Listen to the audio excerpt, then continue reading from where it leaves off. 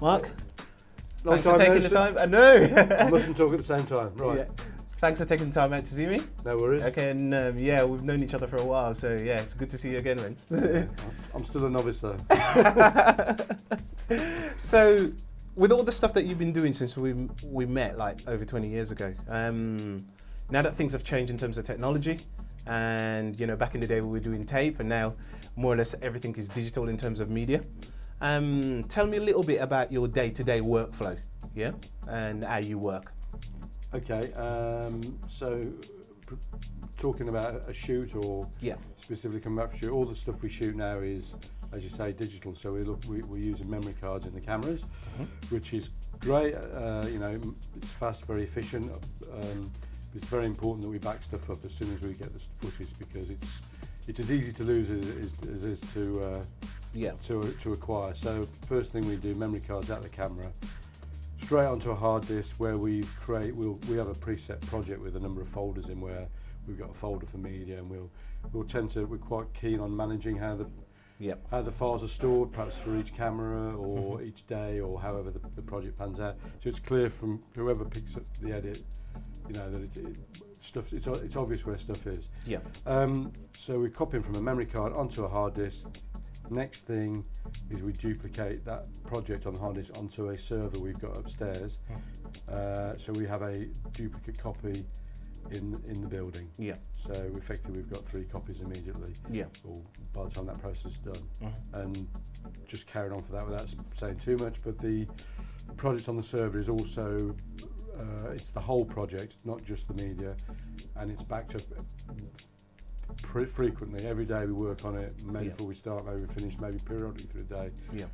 So if a drive fails, we've got a backup on the server of the whole project, and everything we're up to date with. Yeah, I mean, that's a really good point, because most people, what I've found in the industry is that preparation is very, very important. And obviously if you're working for a client and you're going out and shooting, that content is majorly important.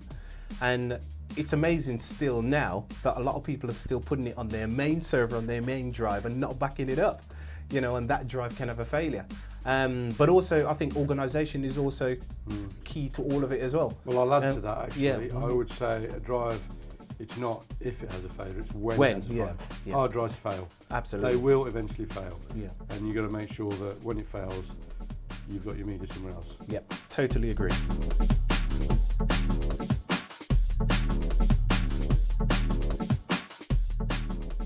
So after you've finished backing up all the media, what's the next cycle in terms of your workflow?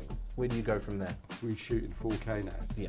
4K is very intensive on the processing power. Absolutely. So what we do is we create proxy files. Yeah. We use a media encoder to create a proxy file, which is a smaller version of the actual file. Yeah. And the way Premiere works is you can import those proxy files as long as they're the same file name and have all the same assets as the original file, albeit slightly smaller. You can work with those, create your edit, get your client to approve them, and when the final project's approved, you can then ask Premiere to reconnect to the original files, which takes a few minutes to do. Exactly. Yeah. Re-render out and it's done. Yeah. So I've sort of digressed a little bit there. Yeah. That would be the proxy files are created before we go into Premiere, because it's basically creating original media again. Yeah. Which again is backed up onto our server.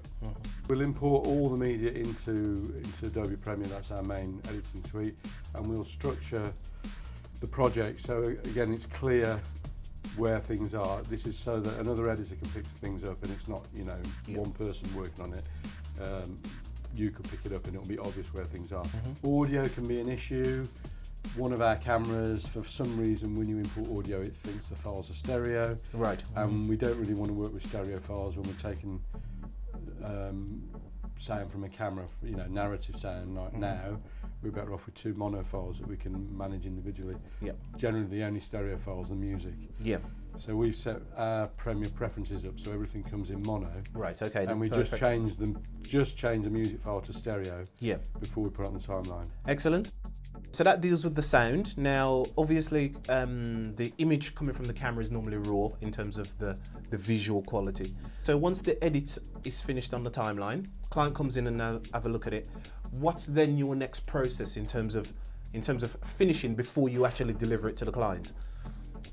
It will be grading and tweaking the audio, making it, you know, exactly. It everything seamless. Any sudden jumps in audio or the ambient sound might have raised, you've got to, you know, make it all sound like anybody who's watching it. Yeah. Nothing jumps out at them, and it's seamless. And then output, well. From our day at VHS. Yes. I mean, it's changed massively since I started. Absolutely, it's actually a lot easier definitely. now. 99.9% of our clients have an MPEG-4 which goes on the web. Yes. That is, you know, we're getting a few other formats being asked for now by web designers, OGM and stuff, which, well, you know, it's just a variation on a theme really. So MPEG-4, H.264, MPEG-4. We give them as high quality as possible MPEG-4. Yeah. So it might be a 4K MPEG-4. Vimeo and YouTube are the main platforms that we use. Will tend to reprocess those files you put up. So as long as you give it the absolute mintest, bestest possible, they both reprocess to what they think is optimal. So there's no disadvantage in giving, other than the initial upload time. There's no disadvantage in given the high res. The other thing we do is our timelines are all ProRes 422. Okay. That's a hangover from Final Cut Pro 7 days. That was a sort of de facto timeline format that a lot of people used. Everyone was sending ProRes files, so we stuck with ProRes as our timeline. Even though our cameras record in XD cam and whatever. Exactly. ProRes is our timeline. We output a QuickTime ProRes 422 file as our master. Right. Okay. And the reason for doing that is if all our projects are archived afterwards. Either onto a hard drive or Blu-ray disc, depending on how big they are. And if you've got a mastered 422 file that you quickly pull off the archive without restoring the whole project, then in 6 months' time or a year, you can pull that one file off if someone needs a rework or needs a DVD. Exactly. So definitely. That's like what would be kind of our old tape master. Definitely. Okay? It's like a one-to-one off the timeline, isn't it? Yeah, basically. Mark, thank you once again. It's good to see you. Pleased to be of assistance. Thank you very much. Don't show me up. And if you've got my belly. Excellent. No, that's brilliant. That's superb.